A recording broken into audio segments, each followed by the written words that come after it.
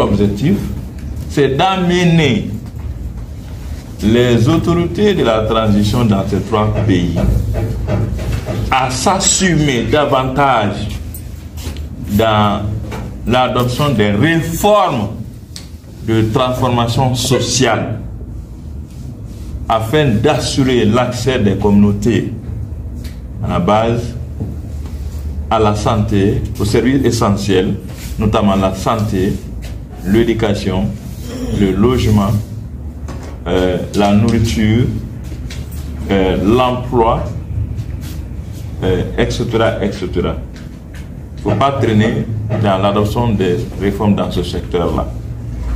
Et de partager la position de nos luttes et de construire à partir de celle-ci un commun de connaissances interconnectées. Je crois que Thomas Sankara avait dit que ceux qui veulent exploiter l'Afrique, ce sont les mêmes personnes qui exploitent l'Europe.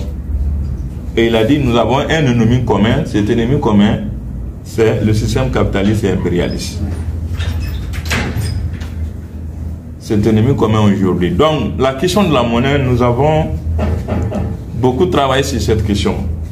Nous avons dit qu'il faut quitter dans cette monnaie coloniale.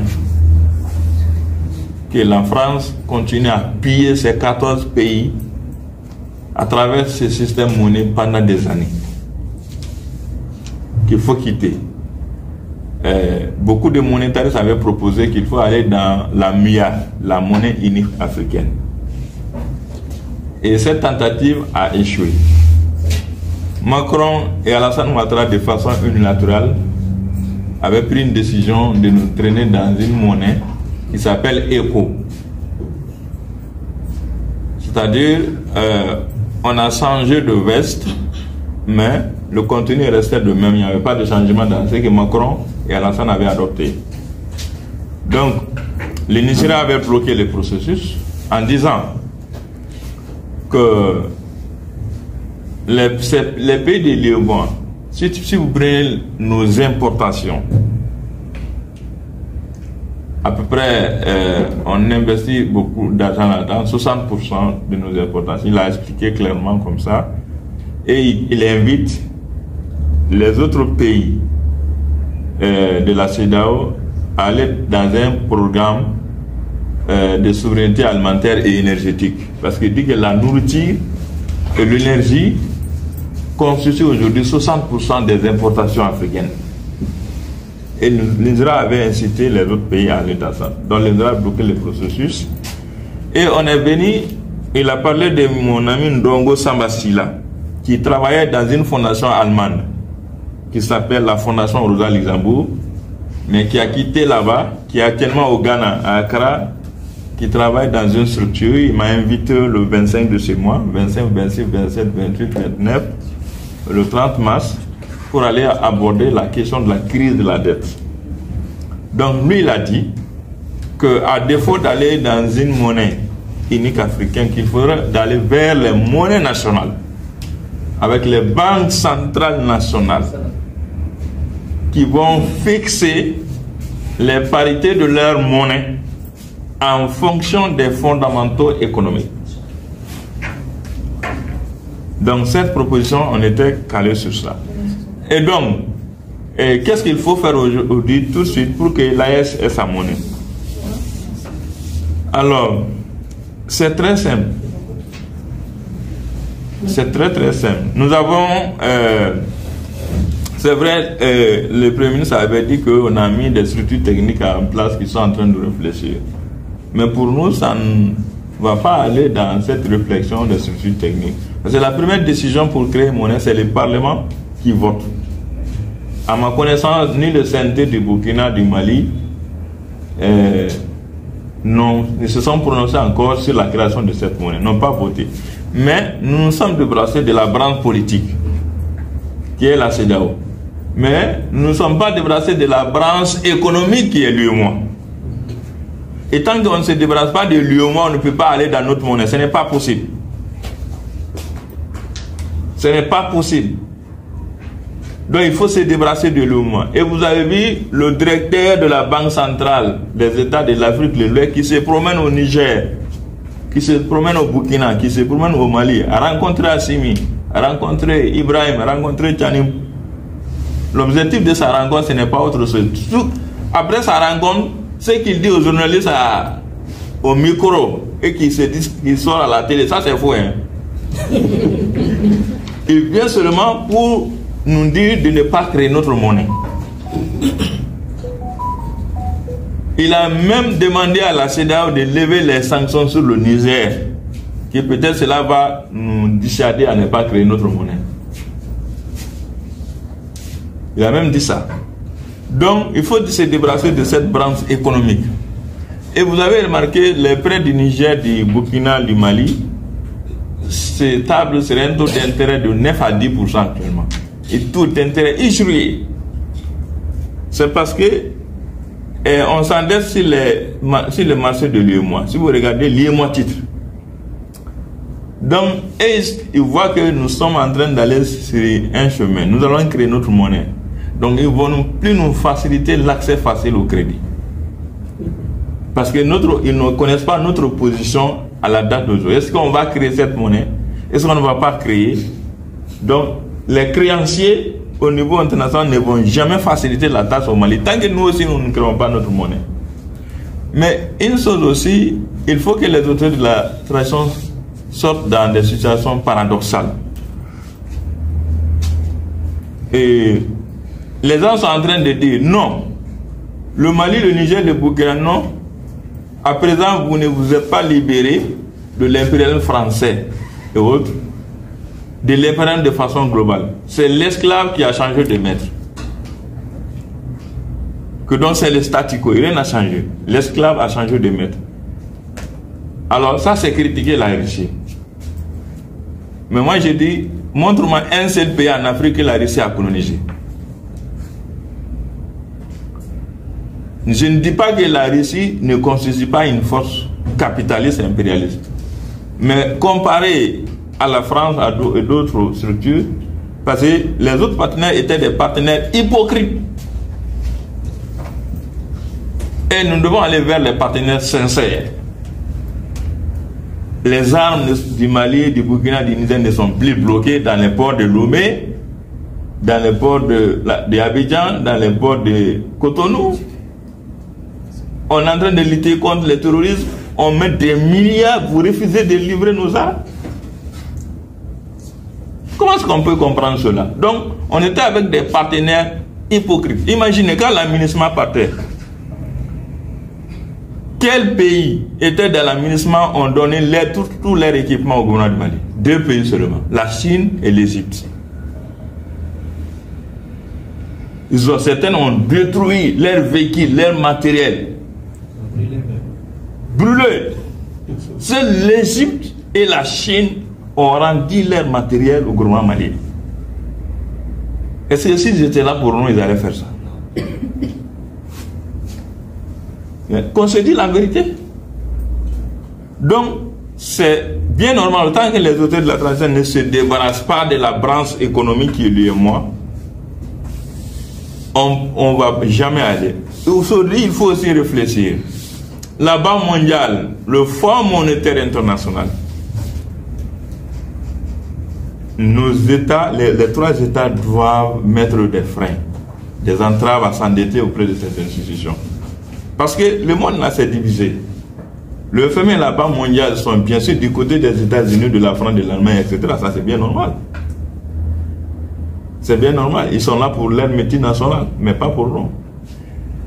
Les pays des BRICS, on dit que c'est vrai, ce sont ils ne vont pas nous donner gratuitement. Mais qu'est-ce qui empêche aujourd'hui les 3 pays en s'endettant d'aller vers? Mais la dette aussi, c'est la conséquence des déficits budgétaires. On ne s'endette que lorsque les recettes fiscales et les ressources provenant de la coopération internationale sont insuffisantes pour couvrir les dépenses de l'État. Alors nous devons d'abord prioriser l'exploitation de nos ressources naturelles, de lutter contre la corruption,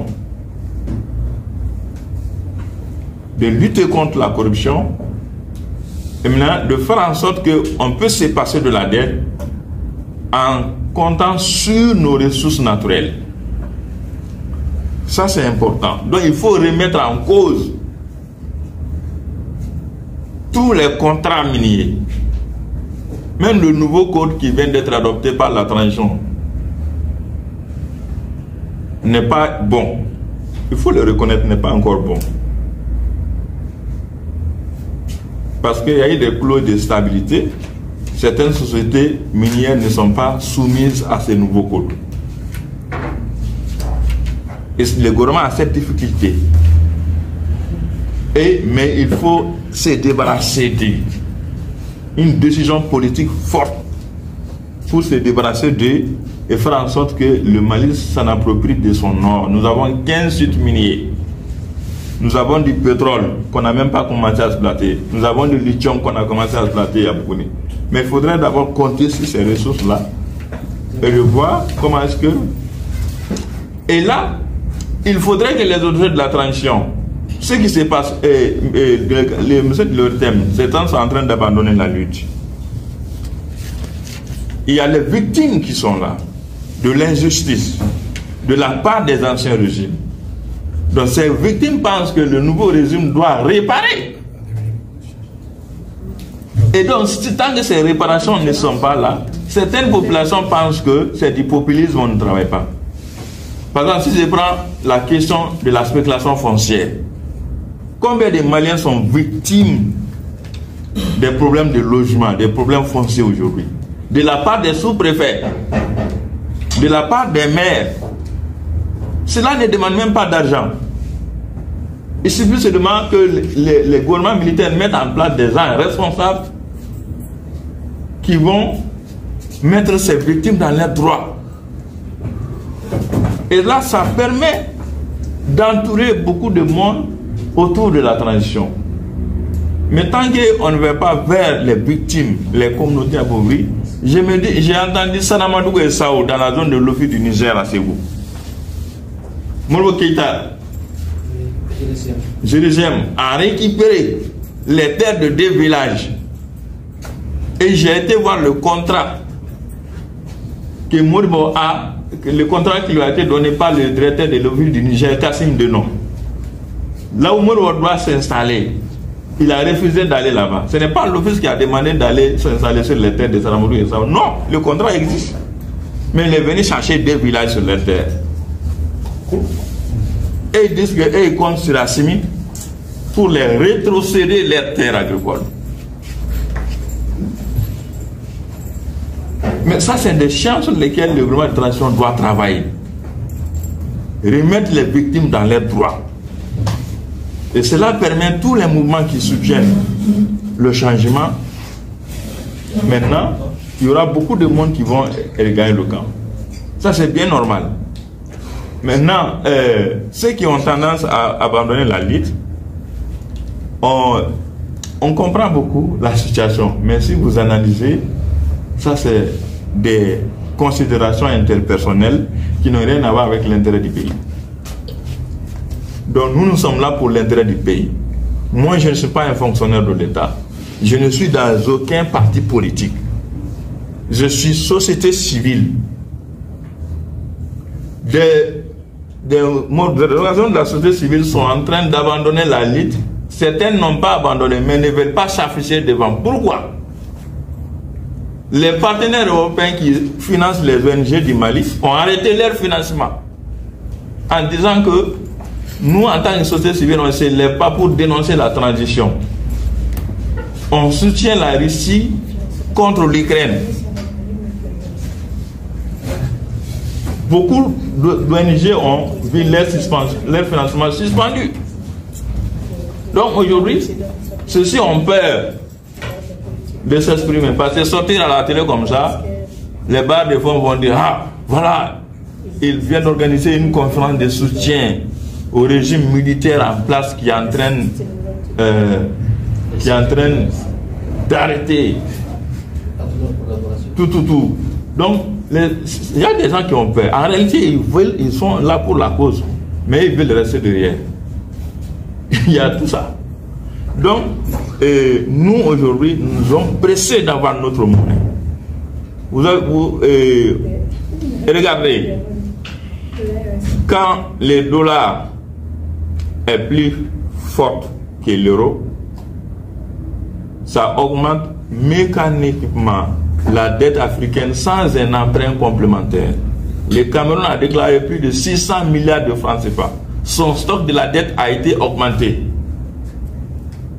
Quand le dollar a eu le dessus sur l'euro. Maintenant, quand l'euro est plus fort que le dollar, ça joue automatiquement sur nos recettes d'exportation aussi. Donc, nous, on n'a pas notre profit dans cette monnaie qu'il faut sortir. Mais s'ils veulent sortir, ils doivent faire un communiqué pour dire nous ne sommes plus dans l'UEMOA. C'est ça. Nous ne sommes plus dans la branche politique, nous ne sommes plus dans la branche économique. Et nous allons aller vers d'autres partenaires qui nous soutiennent pour notre développement. La Chine, la Turquie, la Russie, la Corée du Nord, l'Inde, l'Afrique du Sud. Ces pays qui nous aident.